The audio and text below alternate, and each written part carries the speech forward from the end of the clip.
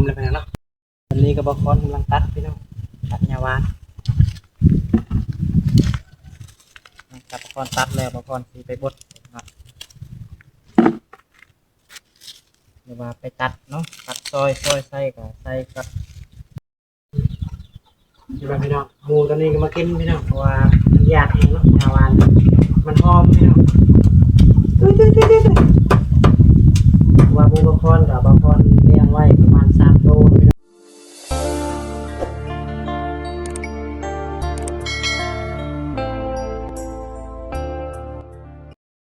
องการทักทายสวัสดี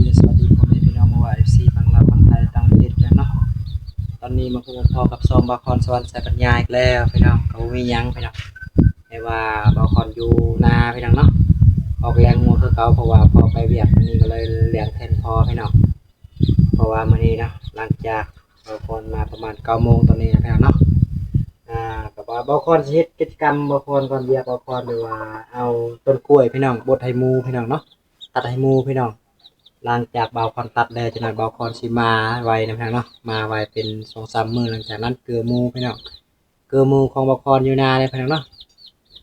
เบาคอนทายจะผ่านมานะพี่น้องเอาต้นกล้วยแล้วก็บ่มใส่พี่น้องแล้วก็ใส่น้ำใส่ต้นเกลือใส่เกลือแล้วก็ใส่อันนั้นเนาะแบบว่าหญ้าหวานว่าง่ายๆนะพี่น้องเนาะหญ้าหวานอีกเบาคอนสิไปเก็บหญ้าหวานอีกพี่น้องหลังจากเก็บแล้วนะพี่น้องเบาคอนสิบ่มไว้เลยใส่อยู่กระถางพี่น้องสบายเกลือหมูแล้วพี่น้องบำรุงหมูเนาะเพื่อสร้างโปรตีนให้หมูพี่น้องเนาะอย่าบกคอนเนาะพี่น้อง วันนี้ก็บกคอนไปเบิ่งไฮแล้วก็ไปเฮ็ดเทียมพร้อมพี่น้องเนาะแล้วก็มื้อนี้บกคอนออกเลี้ยงงัวเราแบบว่าพอไปเวียกเลยบกคอนเลี้ยงเฮ็ดพอเนาะงัวก็บ่หลายเนาะ4-5 ตัวประมาณนั้นเลยพี่น้องแล้วก็เบิ่งแบเบิ่งไก่เบิ่งหมูเนาะอยู่นาพี่น้องติดตามกันพี่น้องตอนนี้กับบางคนสีกำลังสีตัดกระกล้วยนะพี่น้องครับตัดอย่างนี้เนาะ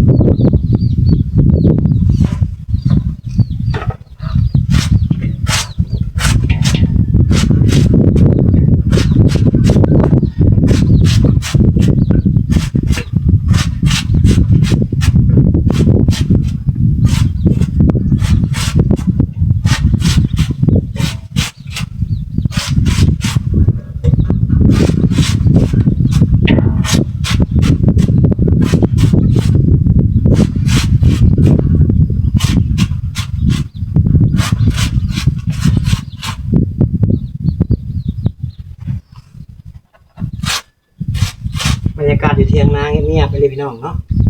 ว่าวันอีกแบบนึงพี่น้องแบบว่าอยู่ธรรมศาสตร์เนาะ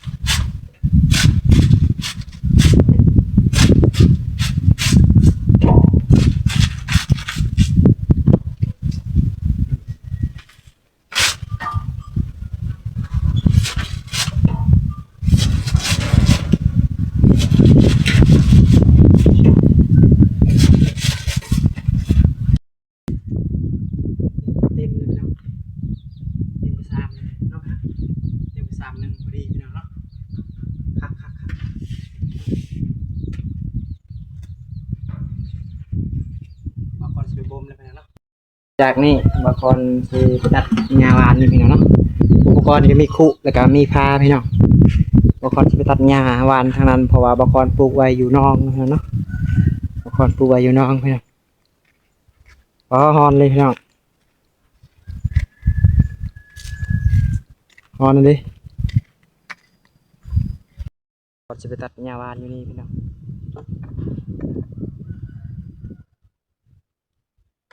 นี่ว่าบางคนปลูกไว้แคมน้องเนาะน้องปลาของบางคน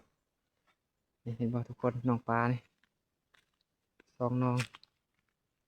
อันนี้จะเป็นหญ้าหวานพี่น้องบางคนปลูกไว้สำหรับเกลือหมูเกลือแบพี่น้องปลูกไว้แคมน้องให้บ่พี่น้องทุกคนเห็นบ่หญ้าหวานเลยพี่น้องบางคนสิตัดเลยเนาะหน่อยนะพี่น้องเนาะอันนี้ก็บางคนกำลังตัดพี่น้องตัดหญ้าหวาน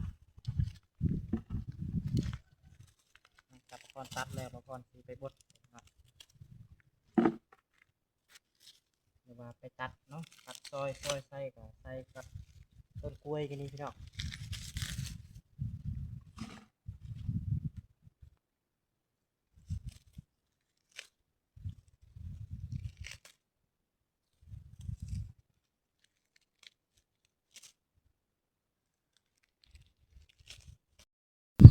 หลังจากบางคนตัดมาแล้วเนาะบางคนสิมาปาดเป็นน้อยพี่น้องแล้วก็บางคนสิบ่มใส่กับต้นกล้วยนะครับเนาะนี่ยาวานยาวาน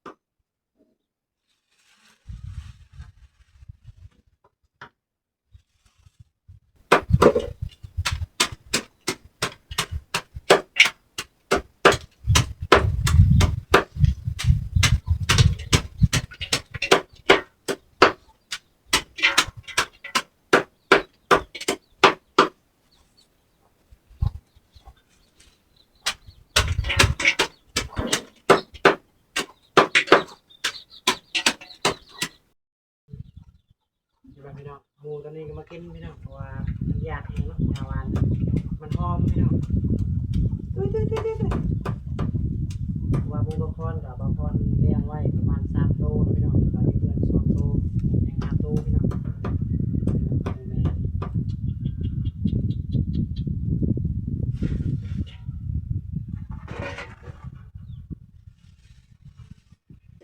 อยากให้พี่น้องเวลาหอมเนาะยาวานพี่น้อง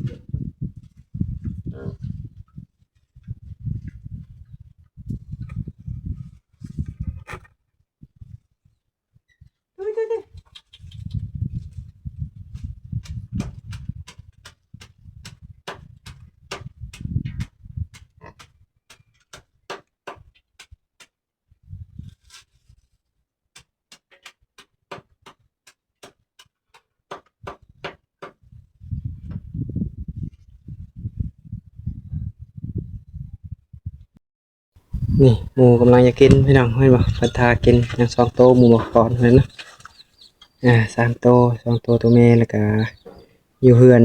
สองโตพี่น้องบางคนเลี้ยงอยู่นานี่ยังสามโตพี่น้องปุ่นกอกหมูพี่น้องต่อจากนี้เนาะบางคนใส่เลยอยู่กระทังพี่น้องใส่เลยกระทังบนนี้พี่น้องเห็นบ่ต้นกล้วยพร้อมพี่น้องเนาะจะได้ก็บางคนตักน้ำนี่พี่น้องบางคนจะไปตักน้ำพี่น้องน้ำกับน้ำบ่องามไม่เลยพี่น้องเพราะว่าน้ำสร้างมาเลยถึงเนาะต่อมาแล้วก็หอดเถียงนาเลยพี่น้องอันนี้จะเป็นเถียงนาพี่น้องกำลังจะไปตักน้ำพี่น้องเนาะน้ำมือใกล้ๆเถียงนาบางคนนี่พี่น้องเห็นบ่น้ำไหลตลอด24 ชั่วโมงพี่น้องนี่น้ำบ่องามไม่เลยพี่น้องอาบก็ได้เนาะตักก็ได้พี่น้องแล้วก็มีปลูกผักปลูกหญ้าเค็มนี่ให้พี่น้องมีต้นมะเขือมะยังเนาะนี่เห็นบ่อายปลูกไว้งามบ่พี่น้องปลูกไว้เราใหม่เราไว้กินพี่น้องนี่น้ำบ่พี่น้องงามลายพี่น้องเนาะงามบ่พี่น้องนี่โอ้24 ชั่วโมงเลยน้ำพี่น้อง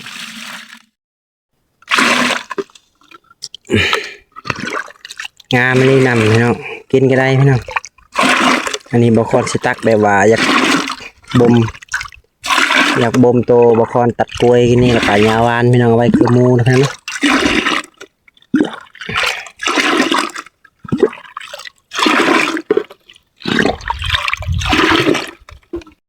สิไปถอกบอลสิบ่มต้นกล้วยนะพี่น้องเนาะแล้วก็ยาวานพี่น้องนี่บางคนใส่กระถางเลยพี่น้องโอ้นี่นะบ่มไว้พี่น้องนี่มือเสาเพื่อได้เลยพี่น้องเห็นป่ะหอมพี่น้องพี่น้องหอมเลยนะเน